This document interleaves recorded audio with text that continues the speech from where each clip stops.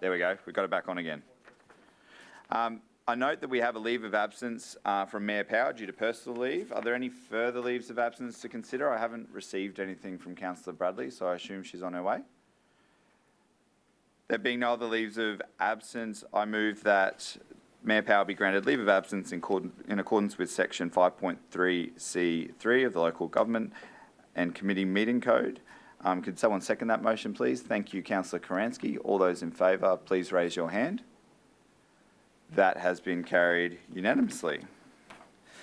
Councillors, item 4.1 is a deputation from the Director of the Invest Logan Board.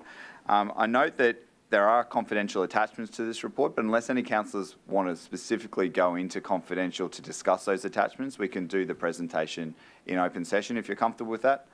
I'm seeing nodding hands. Please raise your hand if you'd like to move into confidential.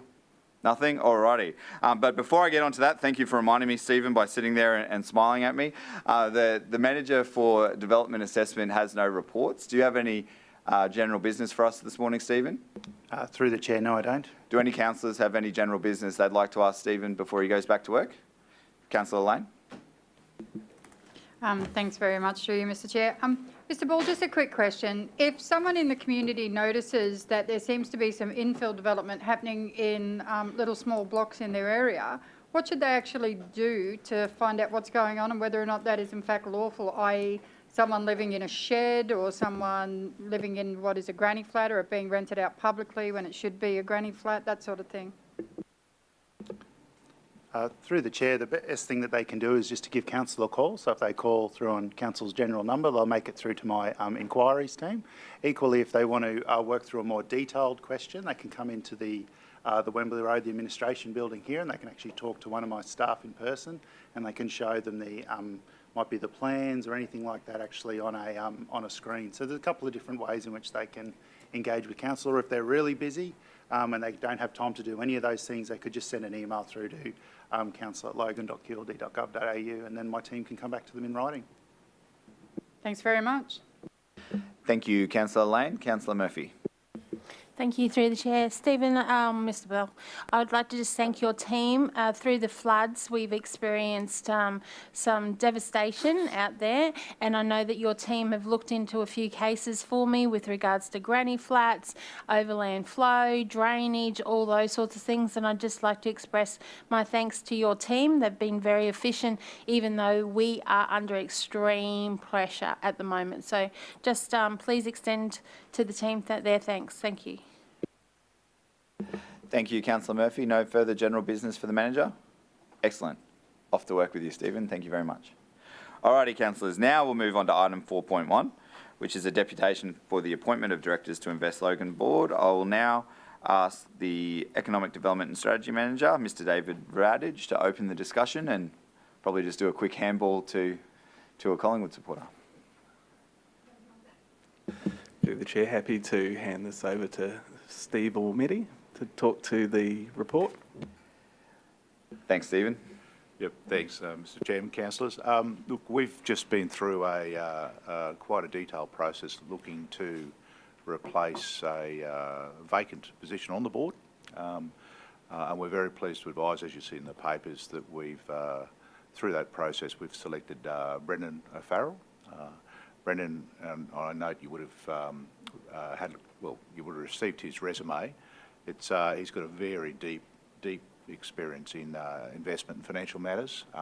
So we're quite excited about him joining the board. He adds a new dimension, and I think as Invest Logan is growing, as we're moving down that investment path, this is a very logical extension for us and a great skill set for us to have. Thanks, Steve. I have a question from Councillor Heremiah. Thank you, Mr Chair. Mr Greenwood, it's my understanding that under Invest Logan's constitution, Invest Logan can commence a major project without consulting Logan City Council or councillors in Logan City Council. In lieu of Mr O'Farrell's appearance today, could you please let councillors know the opinion of the Invest Logan board when it comes to commencing major projects and how you'll undertake consultation with councillors? Okay, so you don't want to talk about the new director? Mr. Chair, I've asked for the opinion of the board.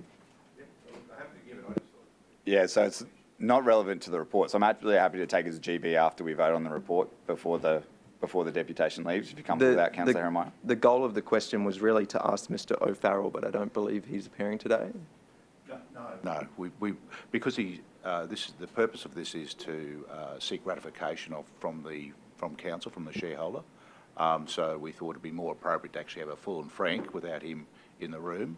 We will arrange an appropriate time to actually meet with the councillors once he's appointed in the process. So we have to seek ratification from the shareholder. That's the purpose of this. Even though we have selected him as shareholder, the council still has to ratify that. So that's the purpose of today's briefing. Thank you for that. And for me to vote on this ratification, what I would like to know is Mr. O'Farrell's opinion on how Logan City councillors should be consulted when Invest Logan wants to commence a major project. Now, I understand he's not appearing today. Are you aware of his opinion? No, I'm not aware of his opinion, but I think, I suppose, take into account that he is one direct, as each councillor is a member of the council, so his is one view, so it'll be a board decision on how we consult. So, yeah, but I'm not aware of his view on that. So in lieu of his opinion, what is the board's sentiment when it comes to Invest Logan commencing major projects and its consultation with councillors? Yeah, look, our position's very clear. We seek to have a strong and collaborative relationship with our shareholder. So before we do anything, there's always a process of engagement, of briefing. As you'd be quite familiar with, we attend these committee meetings at all times, and so before we do anything, given that you are our sole shareholder, we will always negotiate. We'll always collaborate and come and brief you. And that's for all major projects that Invest Logan will commence? Yeah. We're not going to look. Put it this way: there's going to be no surprises. Okay. Thank you. Okay. Excellent response, Steve. Councillor Bradley, just noting that we're not in confidential, so if you want to discuss the specifics of the confidential background papers, we'll have to move into it. New mic, thank you. My apologies firstly for being a little late. Just in relation to Councillor Jeremiah's concerns, I've actually asked for a meeting with Invest Logan. We get updates each day about any development applications coming into council or any, what do you call them? I can't think what it's called, where you, like an expression of what you want development-wise in your division. So I keep abreast of everything in Division 1, and I'm assuming you would do the same. And that, whilst that is confidential, that part, and I can't talk to the report, which is confidential, but I am happy to move because, like I said, if there's anything related to Division 1, I will make sure I will follow up on that, and I strongly encourage other councillors to do the same. Thank you, Councillor Bradley. Do any other councillors have any other questions for Invest Logan? There being none, Councillor Bradley has moved the motion that will be on the screen in a moment. Would someone like to second that motion? Thank you, Councillor Stemp. All those in favour, please raise your hand. That has been carried unanimously with the exception of Councillor Lane. No, I'm still reading. Oh, okay, sorry. That has been carried unanimously. Thank you, Councillor Lane. Thank you very much, Mehdi and Steve. Have a fantastic day, and hopefully Collingwood continues to lose whenever they play against the Lions.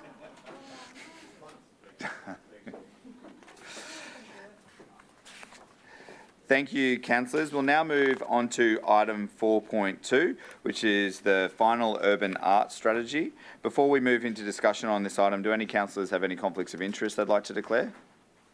There being none, I'll hand over to David Radish to speak to his report. Through the Chair, the purpose of the report today is to provide the councillors with an updated version of the urban arts strategy. So as you'll remember, we came to you with a briefing.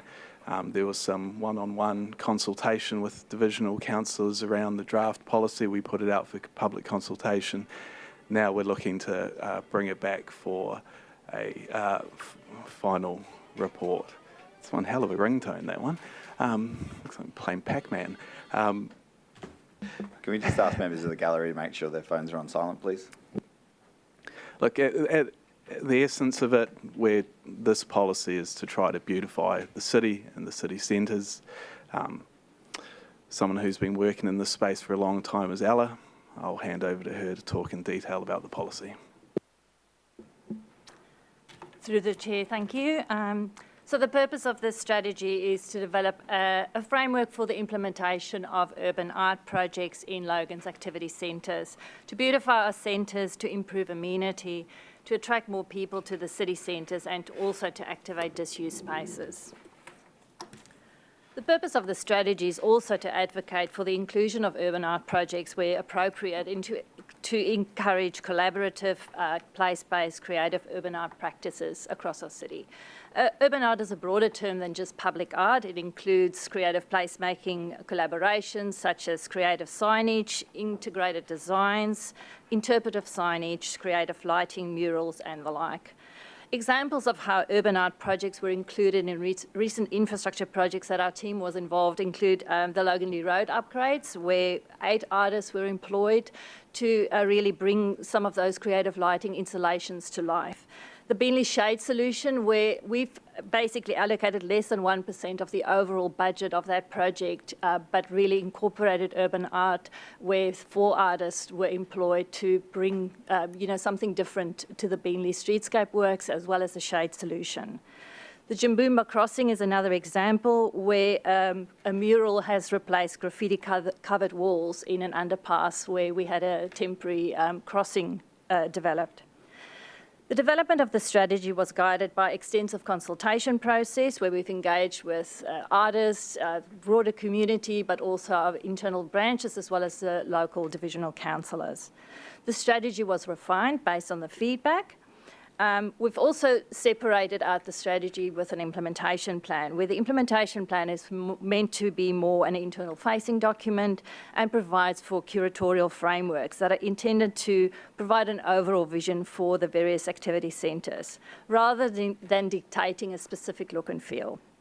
For each activity centre, urban art opportunities were identified, but these are not intended to be prescriptive or exclusive. Some of the opportunities may be applicable to more than one place or more than one centre, or some of the opportunities may be better suited to another location. The benchmarking images that we've used in the document to explain the concept rather than dictating what the end result will look like. The final urban art project will be informed by the local context and will be unique to the centre and to the place. The urban art strategy, together with an urban design framework that we're currently refining and finalising, will inform the updated city centre implementation plans and will also inform a future placemaking strategy that we're currently working on that we'll bring to this committee for consideration. Any questions? Thank you, Ella. I have questions from Councillor Jeremiah, Karansky and Bradley. Councillor Jeremiah and STEM. Thank you, Mr. Chair. I have some questions regarding page 6 of the strategy, and it's all about activity centres. Now, I see these different activity centres have 3 different sizes. There's small circles, there's medium-sized circles, and there's large circles. Does the size of the circle determine the priority that council will put towards these different activity centres when it comes to urban art? Through the chair, absolutely not. So they're just reflecting the commercial area in the planning scheme. So that's why some of them are big, some of them are small. Thank you for that. Regarding the planning scheme, on page 24, it talks about developer contribution schemes, and it mentions Brisbane, and in Brisbane, 0.25% of the total project cost for projects over $5 million contributed towards public urban art. What's the current state of a scheme like that in Logan, and how can we progress introducing a similar scheme? Through the Chair, through the development of a new planning scheme, which you councillors will be heavily involved in, with workshops planned later in the year. So that's the goal where we want to get to, but it will require a new planning scheme through. Currently, the way to negotiate urban art has typically been through impact accessible applications where they've tried to provide a community benefit. Sometimes that's worked, but sometimes it hasn't. So it's a discussion which we will have with you all when we develop the new scheme. So the closest that a scheme like this could be in practice is in the new town plan, which is around 2025, is that correct? Through the Chair, that's correct. Thank you. Thank you, Councillor Heremiah. Councillor Karansky. Thank you. Through the Chair, I just wanted to say that I'm a huge fan of urban art, and I'm really excited to see the work that we've done on the city centres actually developing to encompass this area of community art. And with your indulgence, Mr Chair, I just wanted to say that I had the opportunity to go to Uluru recently, and they have an art exhibit there that's called A Field of Lights. And effectively you have a blank canvas where you've got an artist who came in, Bruce Munro, and put solar-powered lighting onto this blank canvas. It's absolutely amazing, and it attracts people worldwide simply to see this amazing art exhibit. And how wonderful it would be in our new planning scheme if we could actually integrate urban art into the scheme. In Yarrabilba, Lend-Lease go to great lengths to incorporate urban art pieces, and they're now pieces that we celebrate as part of our historic walks and so on in Logan. So I'm happy to move the report when the time comes, and I'm really excited in the new direction that we're taking with this. Thank you. Thank you, Councillor Karansky. Councillor Bradley. Thank you. I'd like to be excited. Unfortunately, I'm not really. I've been expressing for a long time how Springwood always incorporates Slacks Creek, and you will see, as Councillor Heremiah explained on page 6 of the report, page 18 of the committee report, it's got all the dots, and Springwood is one of the bigger dots. Yet if you go to the more detail, it's Slacks Creek that actually is the highlight rather than Springwood itself. So I will be voting against this. I have been expressing this for a very, very long time. I just noticed on my walk again this morning through the shared pathways in Springwood, which were half of the funding for Springwood, the other half went to Slacks Creek. The paintwork is peeling away, and it's only been open for 2 years, and something I came back at the start of this year and jumped up and down about a specific bollard. It might mean not much to some people, but that is the tone of the landscaping in that area. It still hasn't been replaced to what it is. So I don't feel confident with this. I'm actually quite, I just feel it's a little bit, Springwood misses out again. Thank you, Councillor Bradley. Dave, did you want to comment on the separation of Slacks Creek and Springfield? Through the Chair, so I've heard this for a number of years and from 2 councillors. And my answer is the same. This is a decision that was made a long time ago before this term of council to include Slacks Creek and Springwood. In the new planning scheme, we are separating it out, and I've told councillors a number of times that that's what's happening, and that is where we're going. If you can't wait until the decision's made in 2023, you're going to have to bring that decision forward, but it's been on our radar for a long time. Excuse me, through the Chair, how do I bring that forward? Because like I said, I've been expressing it last term and this term. Through the Chair, it would be a report, it would be calling for a report for us to bring a report back to Council. That report would most likely say the most effective use of resources is to separate it out as part of the development of a new planning scheme. But it is definitely on the agenda. I know that Councillor Russell also wants to see them separated. So both divisional councillors want their own identities for their own centres, which I think is fantastic. Councillor Stemp, Lane, Hall. Thank you, Mr Chair. Okay. I thought there's really interesting concepts in here. I guess my next question is, what are the next steps to actually get this from a strategy to actually getting the art on? Obviously, funding was noted in there as, we're not sure where the funding's coming from. Is it likely to be funded through LIP, or is there another funding source identified for these sorts of projects? Just trying to get that understanding moving forward. Through the Chair, there's various ways that these projects can be funded. LIP would be one option. As I mentioned, we're looking to incorporate that in an overall placemaking strategy that will then identify opportunities. There's always the opportunity as part of infrastructure project like streetscape upgrades or park enhancements that some of these projects can be incorporated into those concepts. So working with parks, they are doing these kind of projects as well. So it's really incorporating the concepts into general infrastructure projects as well. Okay, so so from the strategy, you've obviously listed various options. How do we start getting that on the ground? I guess that's what I'm still trying to understand. What are the steps involved in that?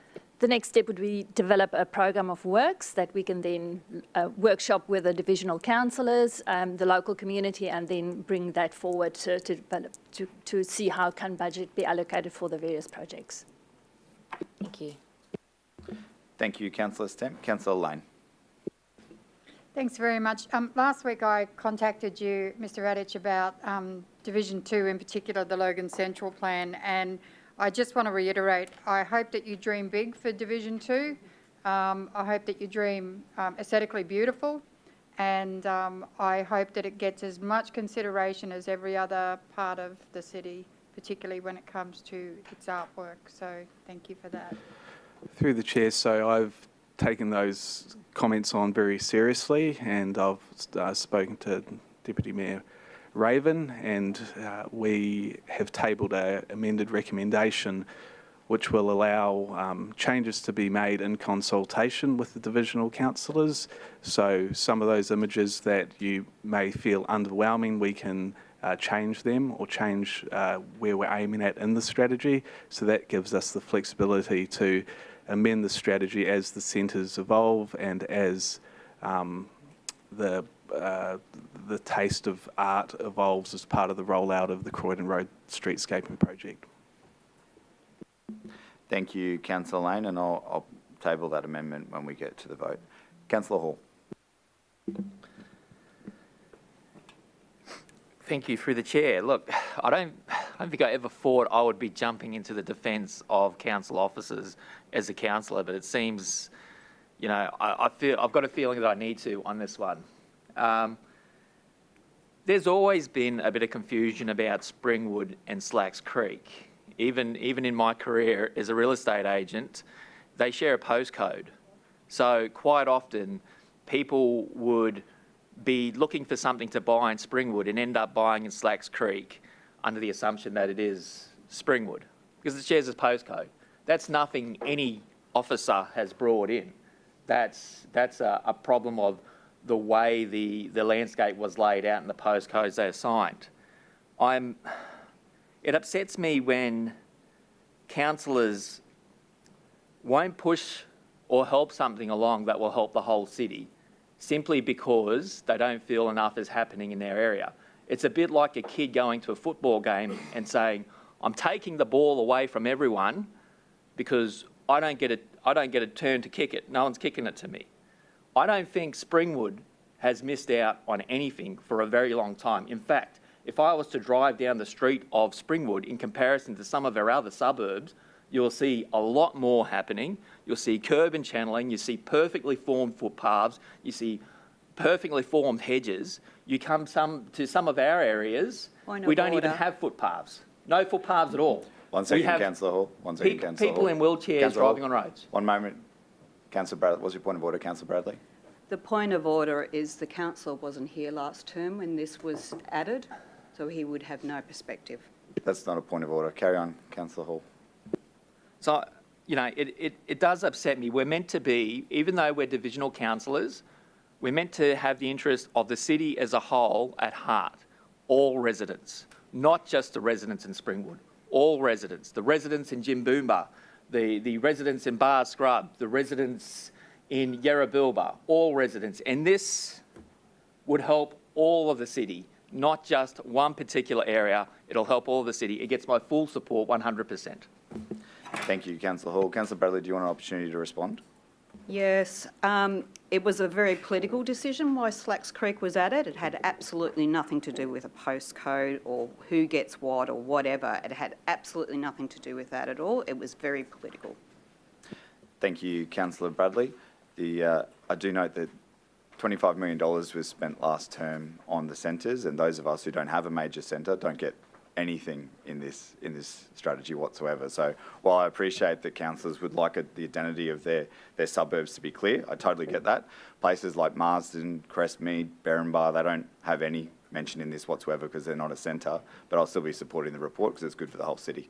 I've got a amended motion that I'll show, and assuming that Councillor Kransky is comfortable with that, she's indicated she wants to move. It really just gives the Economic Development and Strategy Manager the opportunity to change some of the photos around so that they're more relevant to the areas so that councillors are comfortable, and make any other minor amendments to the report or the implementation plan that's needed. Are you comfortable with that, Councillor Kransky? Councillor Kransky has moved the report. Would someone like to second it? Thank you, Councillor Russell. All those in favour, please raise your hand. That has been carried unanimously with the exception of Councillor Bradley. Against, thank you. Thank you, Councillor Bradley. Councillors, that brings us to the end of the Economic Development Manager's reports. Dave, do you have any general business for us? Through the Chair, yes I do. Just wanted to provide the Council an update on the Facade Improvement Program. So that was something that was endorsed at Council budget last year. I'd like to say that it's been fairly successful. We've got about 50 applicants that have come in, a mixture through Logan Central and throughout the rest of the city.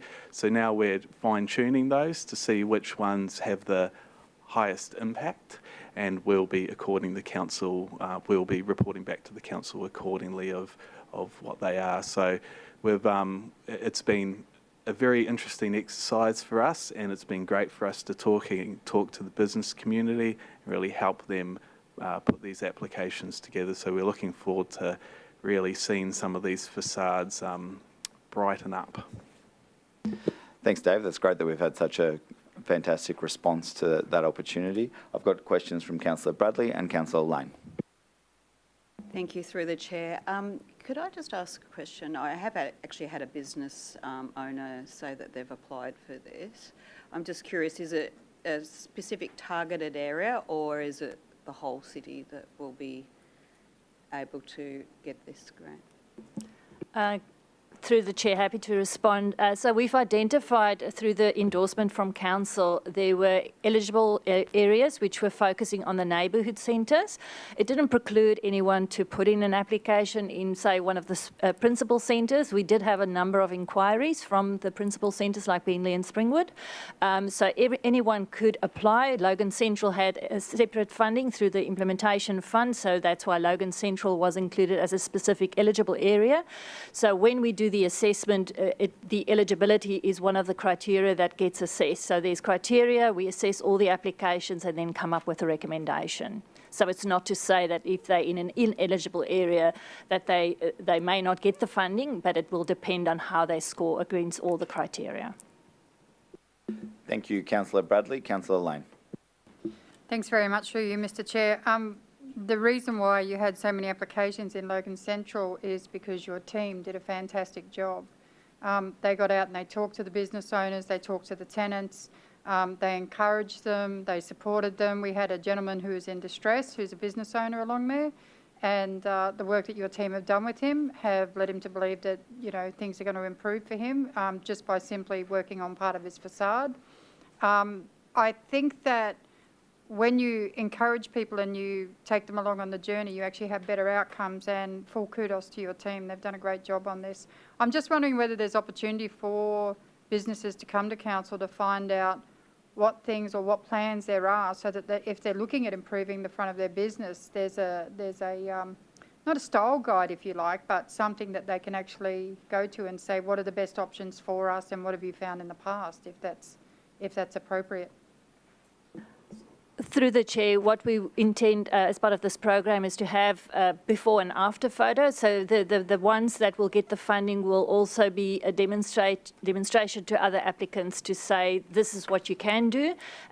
So the ones that will get the funding, we will document that, have before and after photos, showcase what are some of the opportunities, and that would be an incentive for other businesses to follow suit.